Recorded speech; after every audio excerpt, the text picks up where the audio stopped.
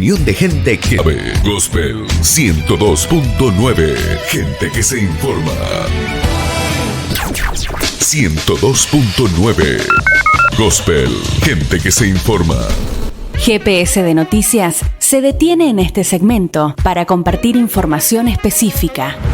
Una temática, 1000 preguntas y la persona idónea para responderlas. GPS de Noticias.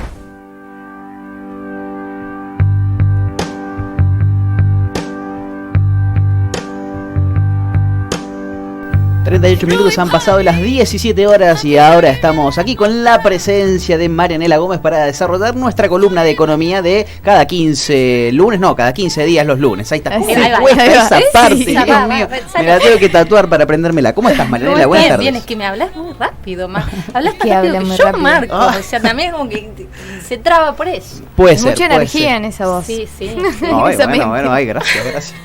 ¿Cómo estás, Marianela? ¿Todo bien? Muy bien, acá sin licor de por medio, a pedido acá con mi vasito de agua, para pasar este trago amargo que yo considero es necesario, que es hablar sobre un personaje bastante nefasto para mí, pero bueno, sobre qué hay que hablar, ya lo he consultado en terapia, lo he consultado con mis oyentes, con mis fieles oyentes, y estando en clase hace poco me di cuenta de que salía el tema y a mí me costaba expresarme, y dije, esto hay que trabajar. Hay que desmenuzarlo. ¿Cuál terapia? Sí, lo vamos a trabajar acá en la columna, y ese tema es el famoso Milei. Para quien mínimamente le interesan los temas de economía o ha visto algo de televisión durante los últimos 4 o 5 años, se ha encontrado, mejor dicho, con este personaje bastante histriónico, bastante desconocido para muchos de nosotros, porque obviamente que no proviene de la academia, no vamos a decir que es un académico destacado, ni mucho menos, y que apareció como una suerte de showman, ¿no?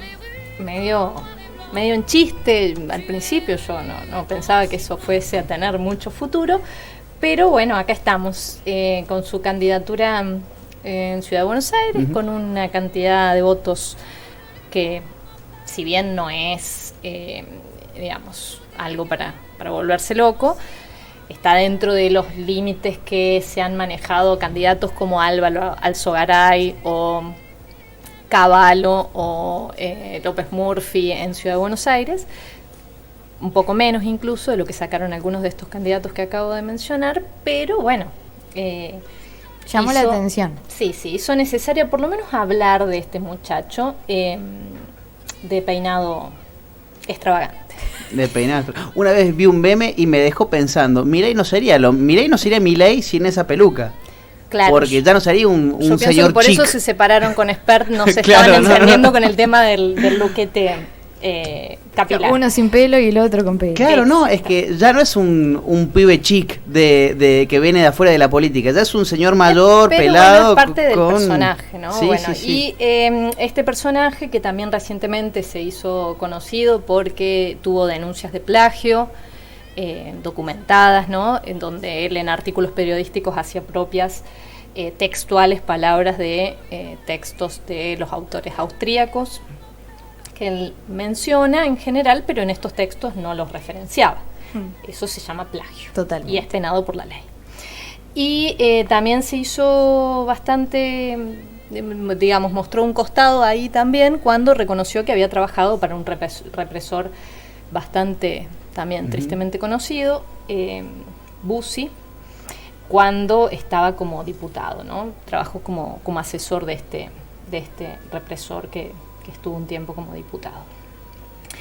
Pero bueno, como decíamos, llama la atención su notable presencia en los medios. En 2018, fue el economista con más pantalla en la televisión argentina, lo cual de alguna forma lleva a preguntarnos quién financia eso, ¿no? Porque no es gratis, todos sabemos lo que cuesta la televisión y lo que cuestan los segundos de aire en televisión en canales importantes de aire de Buenos Aires. Hay un informe muy interesante de PDB, que es como una suerte de, para los que son de mi generación, de CQC actual, donde le dedican cómo se financian los libertarios, Ya. todo un informe muy, muy interesante. País de muy Boludos ameno. es el canal de YouTube. Exactamente, ese canal que es como para mí el nuevo CQC, que es bastante sólida la investigación. Bueno, pero decíamos, más allá de poder pensar quién lo financia, que obviamente alguien lo financia, esos minutos de aire no son gratuitos, preparando la columna también pensaba en esto. Bueno, leí varias cuestiones, ¿no? De repente tomarse en serio este personaje, que por momentos a mí me parecía inverosímil que alguien pudiese prestarle atención o tomarlo en serio. Y encontré un artículo de Dobskin, que también es un economista, bueno, un académico muy interesante, que él plantea una pregunta que es: ¿cómo se conforman estos discursos sociales hegemónicos, ¿no? Esto es, digo, dentro de un cierto momento de tiempo hay cosas que están permitidas decir y pensar, y cosas que no, ¿no? Y esto tiene digamos, un basamento material, una posibilidad de decir, ¿no? Determinadas cosas. Que obviamente ese basamento material y esa correlación de fuerzas que permiten estos decires se puedan disputar, ¿no? Puedan pensarse. A ver, por ponerlo más concretamente, hoy nadie se le ocurriría a una persona que se está por tirar de un 10º piso explicarle la ley de gravedad para decirle que no se tiene que tirar porque se va a matar, ¿no? Bueno, pero en esos decires empiezan a aparecer otras cuestiones, ¿no? Como por ejemplo, muy vigente, tristemente vigente en este último tiempo, la efectividad de las vacunas, ¿no? Digo, años y años de investigación y de repente aparece que las vacunas son veneno. Podríamos pensar los movimientos terraplanistas, en serio, ¿no? Esto de que hay cumbres donde la gente se junta a debatir sobre si la Tierra es plana o redonda. Tal vez. Y por suerte esos ejemplos, bueno, vienen como en un degradé. La mayoría de las personas se encuentra al lado de los que entienden que no hay que explicar la ley de gravedad, ni la importancia de las vacunas, ni que la Tierra no es plana. Pero hay un terraplanismo económico que es el que subsiste, que es el que presenta al Estado como el responsable de todos los males de la humanidad y como el único responsable de que no se puedan desarrollar los países, ¿no?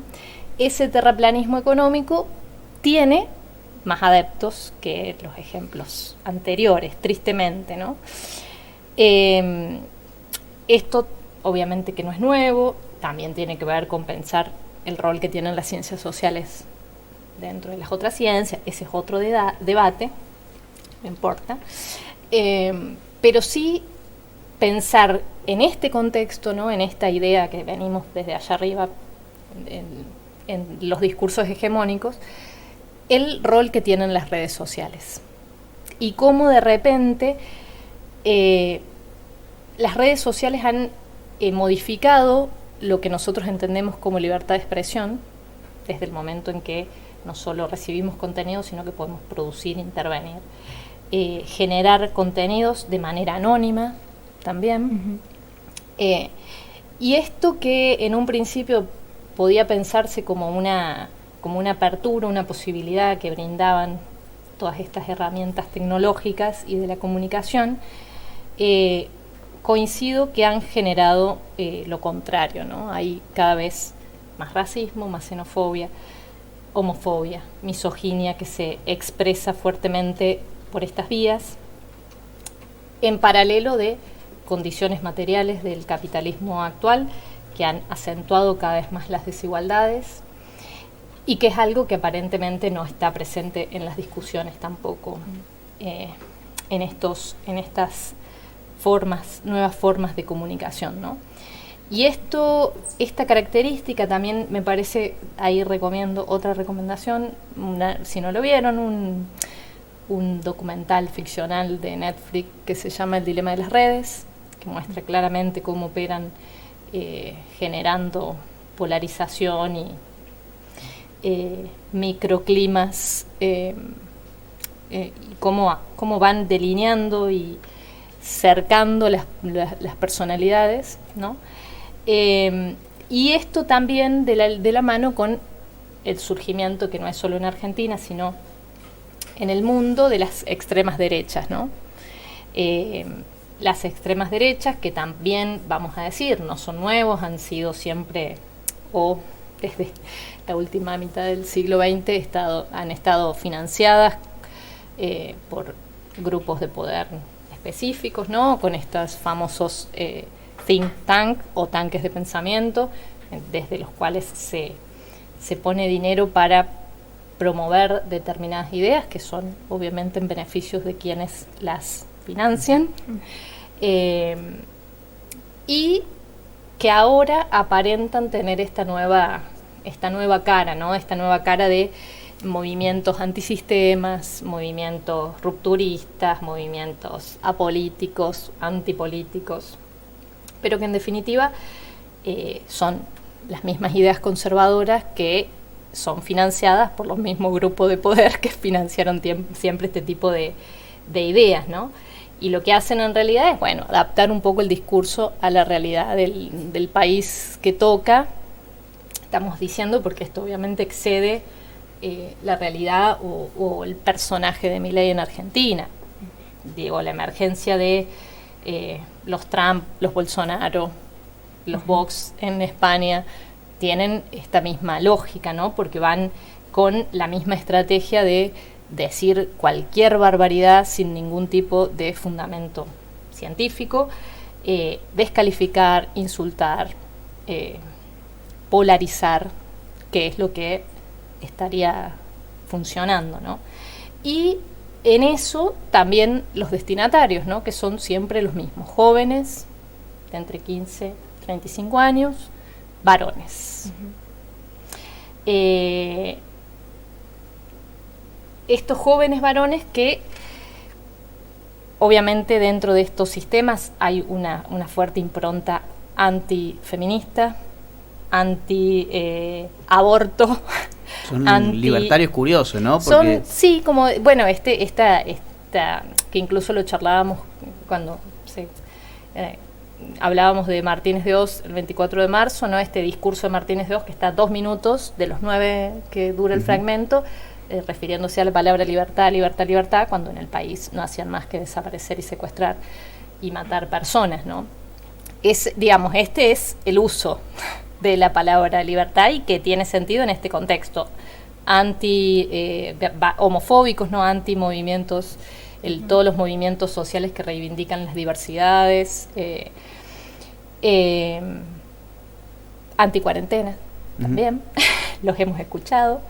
Y en ese sentido, bueno, como decíamos, estas viejas ideas que vienen con un maquillaje nuevo, ese mismo discurso conservador que en el terreno económico en Argentina se manifestó con las recetas del ajuste fiscal, la rigidez monetaria aplicadas recientemente, las privatizaciones aplicadas fuertemente durante los 90, la eliminación de los programas sociales, las jubilaciones, las pensiones, la apertura indiscriminada del comercio y obviamente la reducción de los impuestos, porque justamente esa es la clave por la cual el Estado está ahogando a los ciudadanos.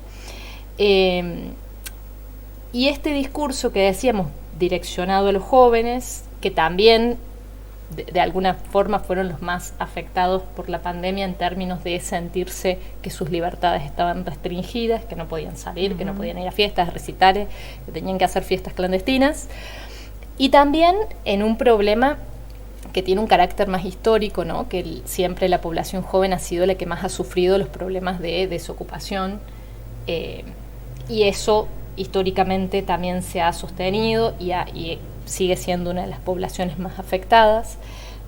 De nuevo, no solo en Argentina, es un problema del capitalismo global, ¿no? En Estados Unidos se han hecho muchos estudios de esto, cómo los hitos de la adultez se han ido postergando cada vez más, el poder irse a vivir solo, el comprarse un auto, tener una etcétera, casa, etcétera.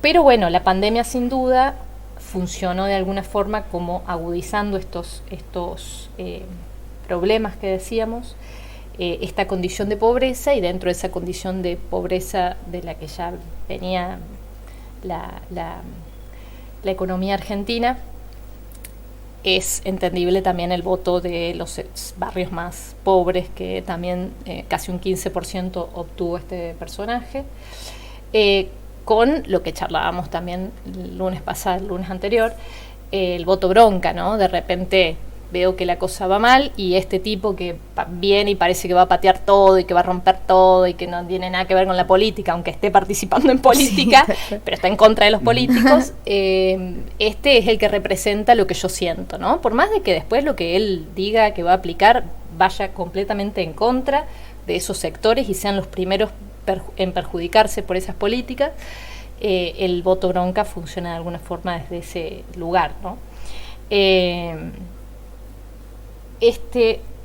De nuevo, contradicción, pero bueno, este liberalismo autoritario que pone el eje en la mano invisible, que ya sabemos que la mano invisible no es de ninguna forma invisible, es bien visible y se llama capital concentrado y opera en su favor en los mercados, ¿no? Esta suerte de ley de la selva, donde el más grande se va a comer al más chico, y se lo viene comiendo y cada vez es más grande y más gordo y cada vez es más débil el más chico.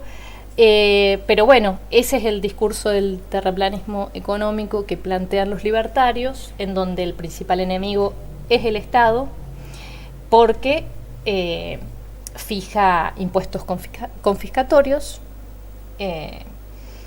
y eso es todo, ese es todo el problema, ¿no? Después, que el Estado sea el encargado de fijar normas, de regular estos poderes asimétricos, no interesa, que el Estado sea el que garantiza derechos, no importa, todo se soluciona eliminando el Estado y eliminando los impuestos, sumamente terraplanista,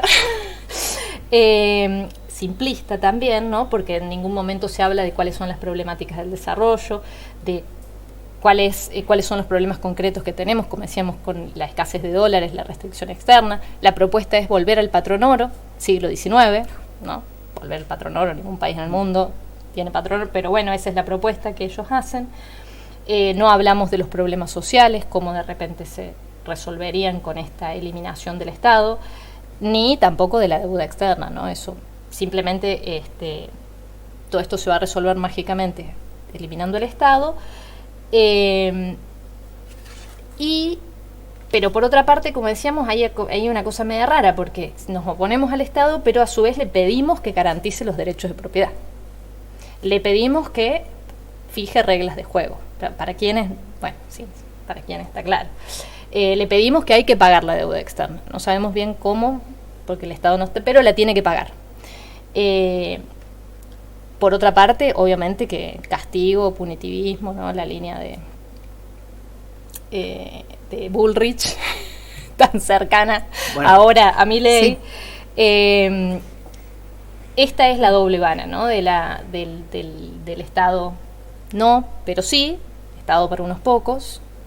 La doble vara de la meritocracia, cuando estamos hablando de que, bueno, si yo heredé una fortuna, el Estado no me tiene que tocar eso porque es mío, pero estoy en contra de la educación pública, de las universidades públicas, y todo el dinero que el Estado gasta en eso es dinero mal gastado. Entonces, no sé, la meritocracia es esa, es tener la suerte de haber heredado un capital, ¿no? Y, bueno, ni hablar dentro de esta escuela, que estos pensadores económicos con los cuales se referencia este muchacho Milei, Friedman, premio Nobel en el 76, asesor de Pinochet. A él ahí no le preocupaba la libertad, ¿no? La libertad de mercado sí, pero la libertad de las personas no, claro está. Y los otros son los austríacos, que son los plagiados. Los plagiados, Hayek y von Mises, que eran, bueno, señores aristócratas que vivían de rentas y que estaban muy preocupados de que viniera el Estado a querer tocar alguno de sus intereses, ¿no? Y obviamente, de la dictadura militar ni hablemos, negacionistas totales.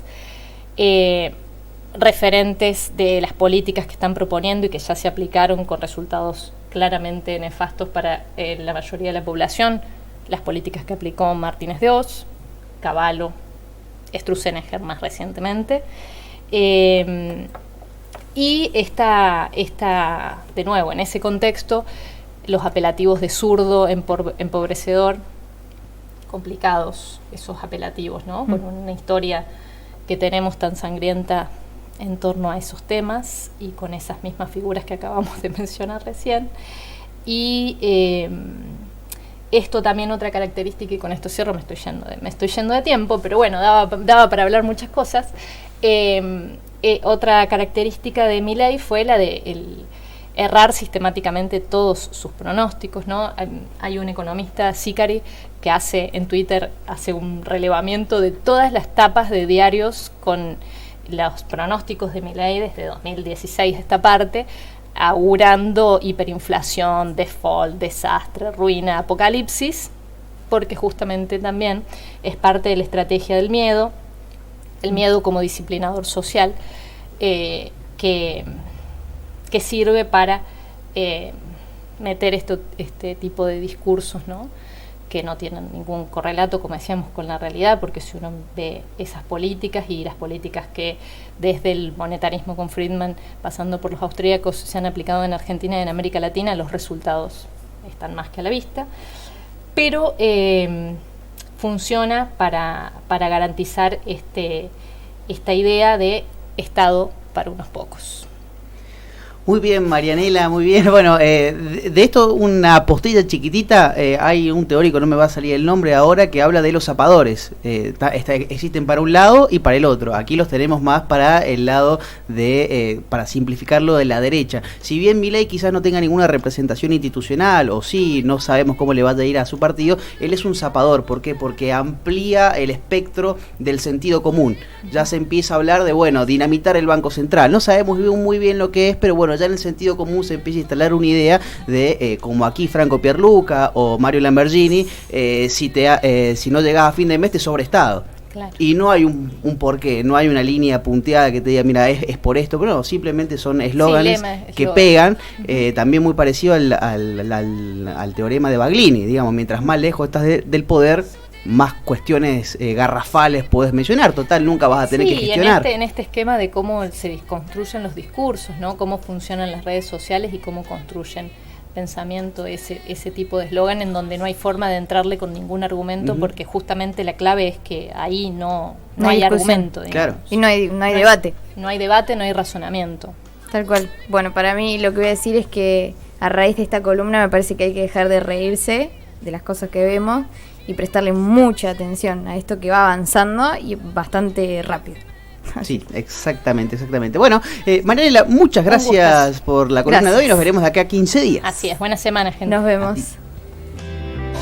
Yo soy el león, rugió la bestia en medio de la avenida, todos corrieron sin entender. Pasó por el aire de GPS de Noticias nuestra columnista de los días lunes. Hablamos de Marianela Gómez, nuestra economista de confianza. Hoy, Milei, nota sobre el terraplanismo económico.